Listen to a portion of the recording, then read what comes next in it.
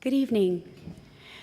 On behalf of the Atlanta chapter, it brings me great pleasure and honor to welcome you all to our 4th annual Lending Little Hearts a Hand Gala. I look forward to this event every year because I'm with Atlanta's sweetest, most kindest people. I'd like to start off this event, though, by thanking our sponsors for believing in our cause and for supporting us and helping making this evening possible.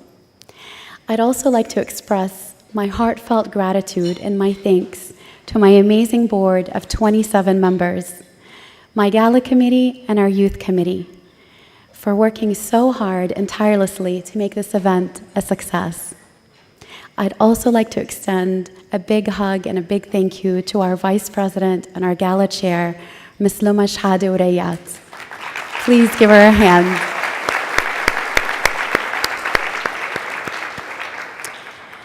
And if you'll bear with me, I'd also like to thank Mr. Ahmad Nasruddin, our former president and our current national board treasurer, for being such a strong support and leading the way for all these years.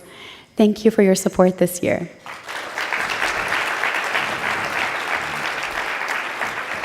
And a great thank you to our chapter's coordinator, whom you just met, Ms. Sara Reyes, for being so supportive despite the miles. Thank you, Sara. And one more thank you, if you don't mind, to my gracious family who has come from all over, from Greenville, South Carolina, from Amman, Jordan, and from Portland, Oregon, to be with us here tonight. Thank you all for your support all throughout. And my biggest thank you goes to you all. Again, to be standing amongst Atlanta's most kindest hearts and most generous souls is nothing short of inspiring. It's amazing what we can do when we do it together, and you all prove that so well. You're here tonight because you believe not just in our cause, but you believe that our cause is your cause, and that you too believe that every child deserves a healthy and happy life. Now, because of your support, we have accomplished so much in 2016 just here in Atlanta to help our children abroad. Starting off with the youth events that are led by Ms. Muna Ibrahim, we were able to empower our youth committee to help those children that need it the most and that are less fortunate. You've joined us at our trivia night, which is always a success, as well as our Walk for Their Lives 5K. And I thank you for that. As well, you've helped us raise money and awareness for our Syrian Children's Relief Project. As you all know, the crisis in Syria has left many children in dire need of medical relief and support. And we at PCRF are proud to provide that support in the name of Palestine. We had a Syrian Children's Relief Project that we were raising money for. And when you joined us at our 2nd annual chili cook-off, you helped us not just get together and talk about children that needed our help, but you helped us raise awareness of the project. And because of that, we were able to reach our goal. Afterwards, you joined us at our iftar in June, and which was a very special one this year because we dedicated it to our orphan sponsorship program. Now, the orphan sponsorship program is something that is very near and dear to our heart here in Atlanta, because although it's a PCRF-wide program, it was launched here in Atlanta 3 years ago, after the attacks in Gaza. We were able to identify over 300 orphans that had lost a mother, a father, or in some cases both, and that desperately needed help. Through the program, we were able to get sponsors to sponsor these families once a month to be able to purchase nutritious food. And at our annual iftar, you helped us renew old sponsorships and acquire new ones. And thanks to you, those children have a brighter and healthier future. And something that we're so excited about, in addition to that, we had 2 patients visit us and receive medical care here in Atlanta. We were first greeted by Muhammad Bushna, a 13-year-old from Tul Karim, who was here in need of a prosthetic eye. And we were so thankful to the Solomon family for hosting him and for making him feel like one of their own. You, the community, came out, visited him, and made him feel like one of your own. And it was very hard for him to leave because he just felt like he had a new family here. But thanks to Dr. Price and Mr. David Herndon, he was able to go home with a brand new eye and a much happier outlook on life. And afterwards, we were so excited to hear that Miss Anwar Barash was going to be joining us. And she's joining us here tonight. She's hosted by a wonderful host family and here to receive treatment for burns that she experienced as a child. We're so thankful to Dr. Singh and Dr. Abushi at Panacea Plastic Surgery for helping her overcome these burns, overcome the trauma that she had experienced as a child, and hopefully she'll go home healthy and happy as a result. And that brings us to tonight, here at our gala, what we look forward to the most. Thank you so much for joining us and for believing in what we do. Now, I want you to just think for just a moment with me and just imagine what it's like for a mother in Gaza who just discovers that their child has cancer.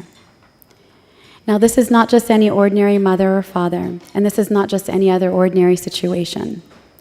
For a family in Gaza is unable to travel to receive chemotherapy treatment, they are unable to give their child what we want to give all of our children, which is security and a promise that they will get better soon. Now, although we are very proud to have built a pediatric cancer facility in Beit Gala outside of Bethlehem, that center was actually supposed to treat children in the West Bank and in Gaza. However, due to the ongoing siege in Gaza, a child there is born in an open-air prison. And when a child in Gaza is diagnosed with cancer, it's not just that they're facing a horrifying disease.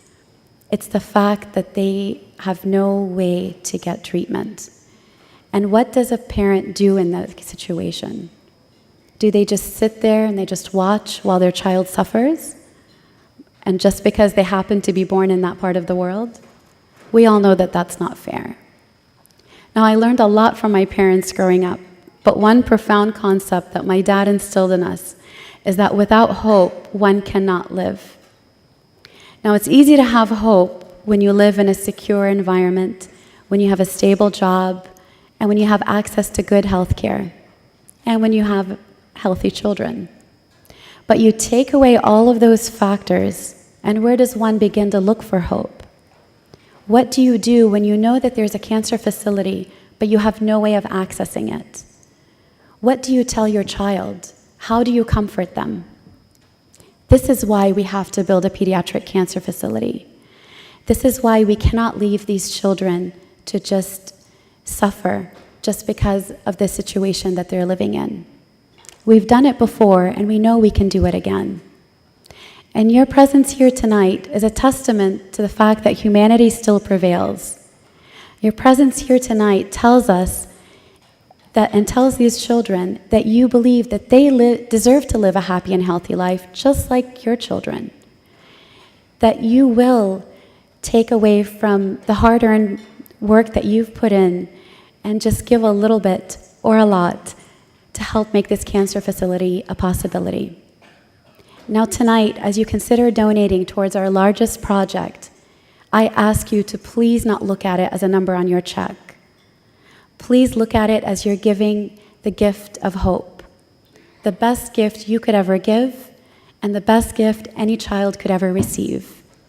Because I assure you that when you ask any child from Gaza what he or she wants most, especially a sick child, it's unlike anything that one of our children would ask for here. Because a sick child, all he wants or she wants is to be able to play outside and live a normal and healthy life. And I know that we can do this. I know that we can come together and build that pediatric cancer facility to give those children hope. Your presence here tells me that. So please consider donating towards our project and know that you're giving a gift not just to one child, but for children for generations to come. Your presence here tonight, again, is a testament to the fact that humanity still prevails. Despite the scary world that we live in, that things will be okay. Thank you so much again for joining us, and thank you for believing in us, and thank you for making our cause your cause. Enjoy the evening.